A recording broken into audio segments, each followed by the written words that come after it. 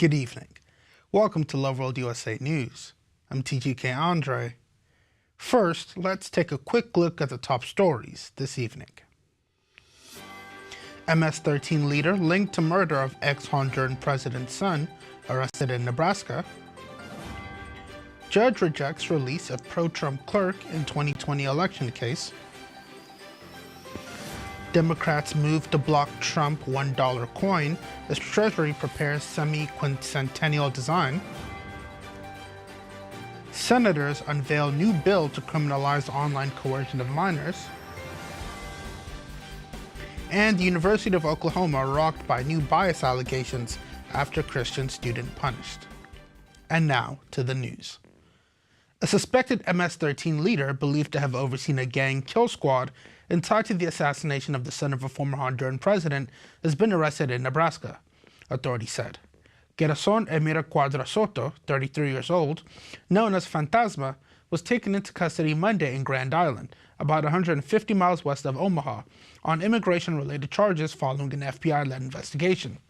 Cuadra is accused in Honduras of 4 homicides and is believed to have overseen El Combo, an MS-13 hit team allegedly responsible for targeted assassinations on behalf of the transnational gang. Authorities suspect he played a role in the July 2022 killing of Said Lobo Bonilla, son of former Honduran President Porfirio Lobo Sosa, who was gunned down along with 3 other men as he left a nightclub in Tegucigalpa.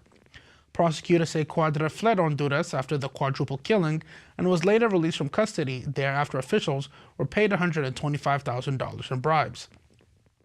Investigators allege Cuadra entered the United States in November by crossing the southern border from Mexico into Texas and later obtained a California driver's license. Honduran authorities have identified him as a close associate of Yulan Borqui Archaga Carillas, believed to be MS-13's top leader in Honduras and a voting member of the gang's leadership council, La Mesa, who is currently on the FBI's 10 most wanted list and faces U.S. charges including racketeering, cocaine importation, conspiracy, and firearms offense. Although Cuadra is currently held on immigration charges, the FBI's Houston office continues to investigate his alleged leadership role in MS-13 as part of Operation Take Back America, a nationwide effort to dismantle violent drug cartels and transnational criminal organizations.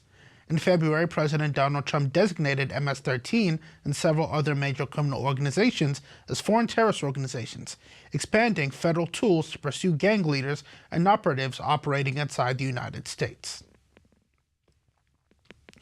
A federal judge has refused to release former Colorado clerk Tina Peters, who was convicted for attempting to access Mesa County voting systems while trying to support President Donald Trump's concerns about the 2020 election.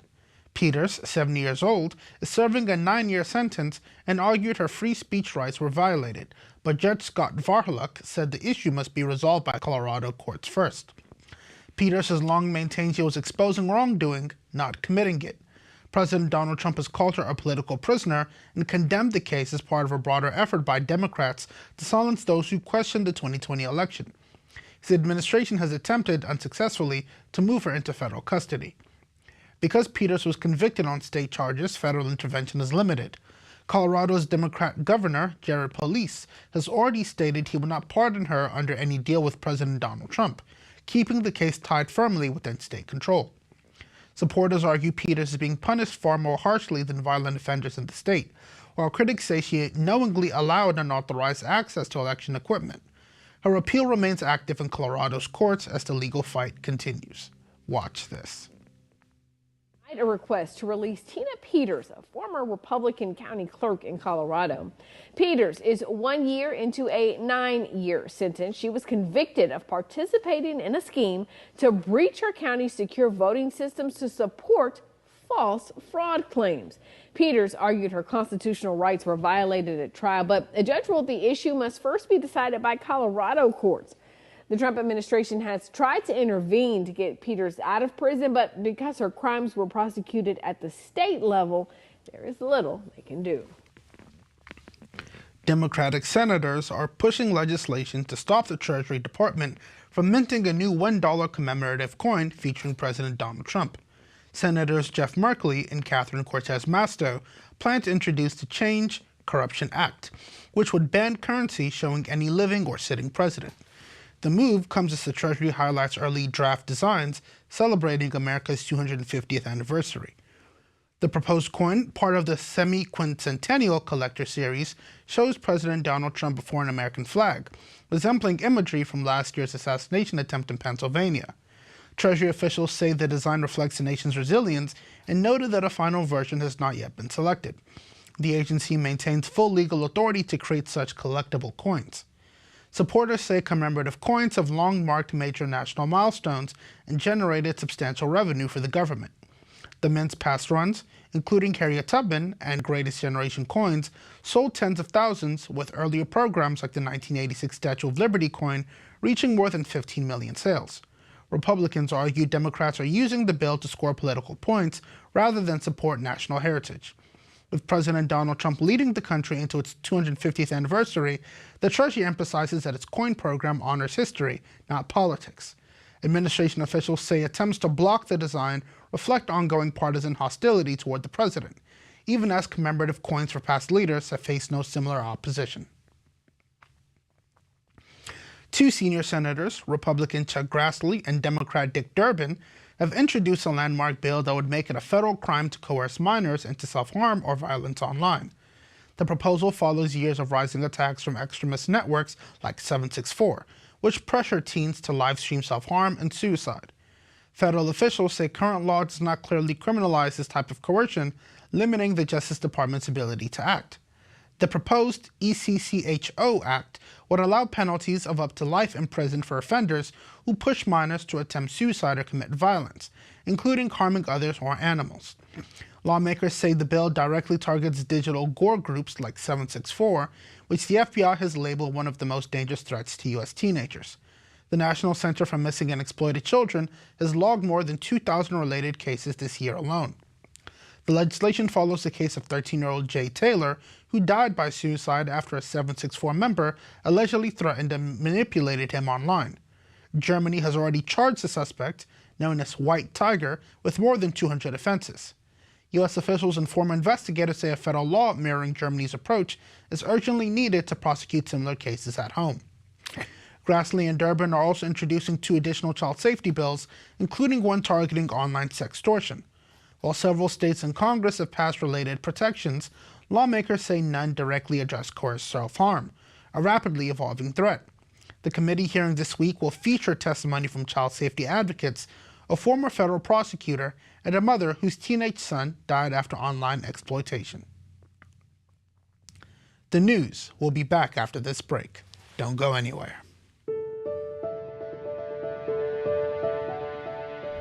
In a world that's always moving, staying connected to the right resources makes all the difference. Welcome to the Loveworld App Store, the digital home of everything that powers your journey in the Loveworld nation. Here, discovery is simple and meaningful. With our categories section, you can explore a wide range of apps designed to enrich your spirit. I'm praying especially for you. You that have been sick. You need a miracle. On the Loveworld App Store, you can access all your favorite apps, such as Healing School app, King's Chat, PCDL, Rhapsody app, Love Tunes, ESPYs, Loveworld Worship, Herald app, Alpha TV, King's View, C-Flix, Hello Loveworld, PCDL for kids, King's Conference, and so much more. Each application is created to serve a unique purpose and bring you closer to a life of impact. Explore My App feature, where your most valued tools are gathered in one convenient place. It's your personalized hub, ready whenever you are. The Loveworld App Store is more than a collection of apps. It's a vibrant ecosystem built to inspire faith, foster connection, and equip you for impact. Visit www.lwappstore.com to download the app on your device. Explore a world where purpose meets technology. Loveworld App Store. All your world in one place. Welcome back. A University of Oklahoma professor has been removed from the classroom after accusations of blatant viewpoint discrimination, following the earlier suspension of a teaching assistant who gave a Christian student a 0 for citing the Bible in her assignment. The case, which began when student Samantha Fulnecki was penalized for expressing her faith, was now widened to include a professor accused of giving excused absences only to students supporting the suspended TA. According to Turning Point USA's campus chapter, the professor denied the same excused absence to a conservative student who wanted to attend a counter-protest, demanding he prove he could organize a group before being allowed to miss class. University officials later acknowledged the bias concerns, stating that the classroom must be a place to teach students how to think, not what to think. The professor has since been removed and placed on administrative leave. The controversy began when T.A. William Mel Kurth, who uses she/they pronouns, gave Fulnecki a failing grade after she defended traditional gender norms using her Christian worldview.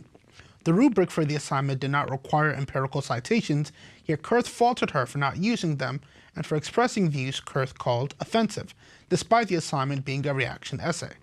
Parents and conservative groups say the university's quick action shows how widespread the problem has become in higher education, where ideological enforcement has replaced open debate. Many argue this case exposes a growing hostility on campus toward Christian students and conservative beliefs, an issue President Donald Trump has repeatedly warned about as he pushes for accountability and reform in academia. A federal judge has vacated a Trump administration order that halted permitting and leasing for new wind energy projects, ruling that federal agencies acted unlawfully when they froze approvals. The directive, issued January 20, 2025, ordered a pause on new and renewed permits, leases, rights of way, and other approvals for onshore and offshore wind development on the outer continental shelf while the administration reviewed federal wind policy. 17 states, Washington, D.C., and the Alliance for Clean Energy New York challenged the directive in court, arguing it violated the Administrative Procedure Act.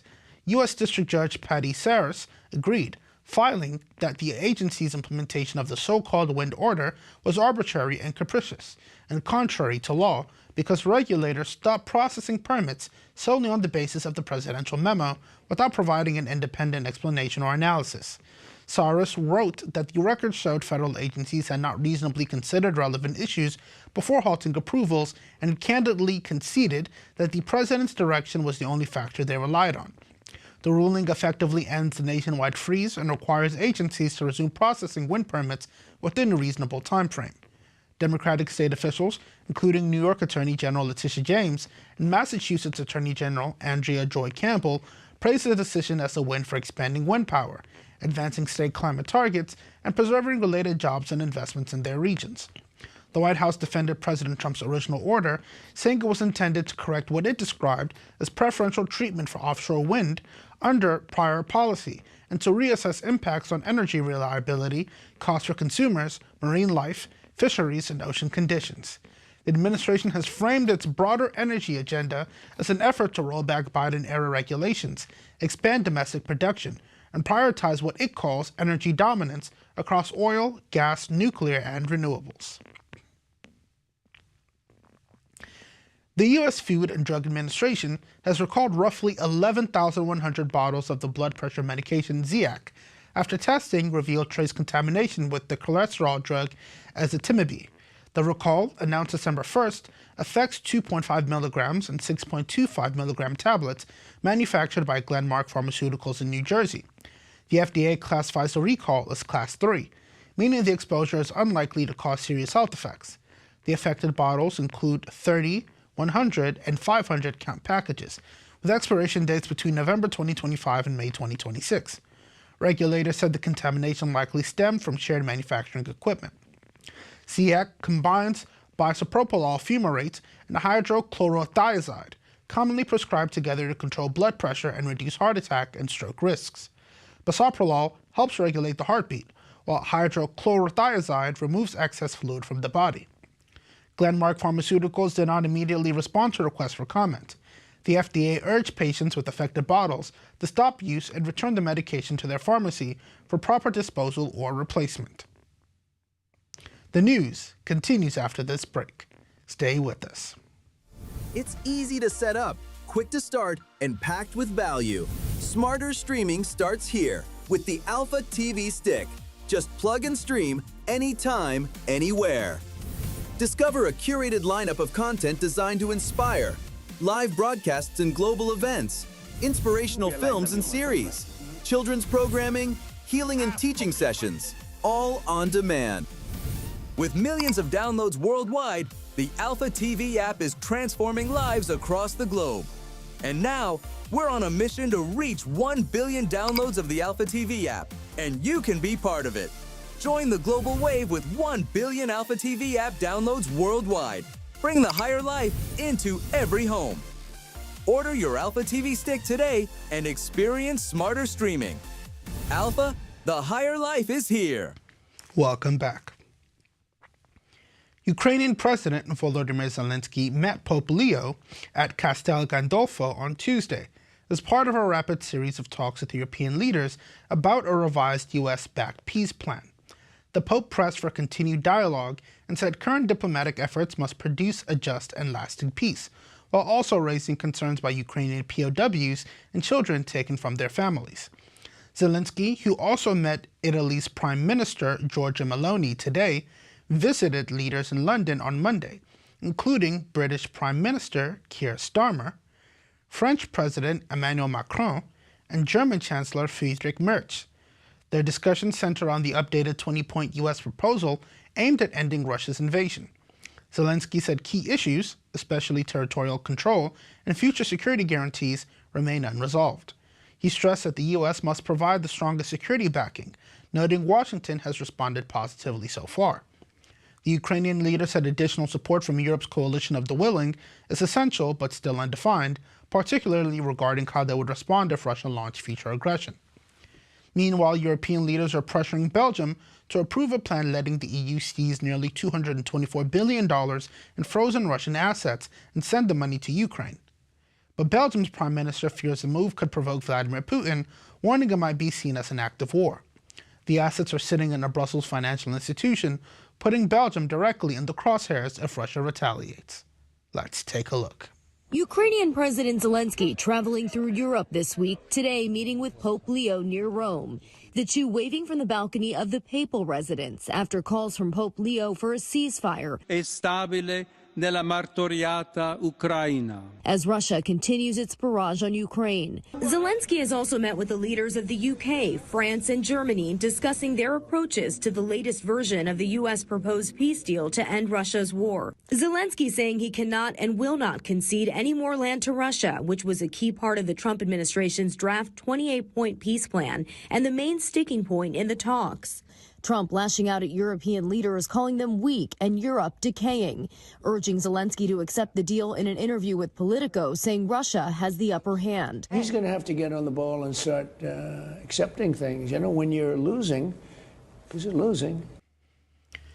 A strong 7.5 magnitude earthquake struck off the northeastern coast of Japan late Monday, prompting evacuation orders for roughly 90,000 residents and triggering tsunami warnings that were later reduced to advisories. The quake, which hit at 11:15 p.m. local time, initially raised concerns of waves up to 3 meters, though observed tsunamis reached between 20 and 70 centimeters at several ports.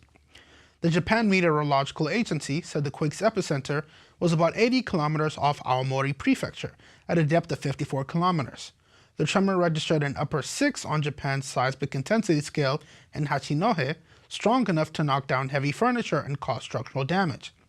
Early reports indicated limited injuries and no major destruction, though Prime Minister Sanae Takaichi confirmed 7 injuries had been logged as of early Tuesday.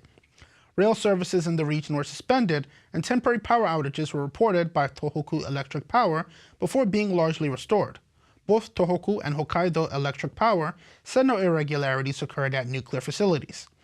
Officials warned residents to remain alert in the coming days, citing the possibility of additional powerful aftershocks. A broader advisory was issued from Hokkaido to Chiba Prefecture, urging preparedness for another major quake within a week. The tremor briefly weakened the yen against the dollar and euro before the currency partially rebounded. Japan, located along the seismically active Pacific Ring of Fire, experiences frequent major earthquakes and continues to apply lessons from the devastating 2011 quake and tsunami, which killed nearly 20,000 people. Authorities emphasize continued vigilance as aftershock risks remain elevated. Watch this. Shaky surveillance footage across northeastern Japan shows the moment a powerful 7.5 magnitude earthquake struck the region late on Monday, prompting tsunami warnings and evacuation orders for about 90,000 residents. The Japan Meteorological Agency said the earthquake struck at 11:15 p.m. local time, and that it could send a tsunami as high as 10 feet into the northeastern coast. Hours later, the agency downgraded the warnings to advisories, meaning it now sees lower estimated wave heights and less risk of inundation. It said the epicenter of the quake was 50 miles off the coast of Amori Prefecture, at a depth of 33 miles. Before we close, let's take a brief look at the weather update.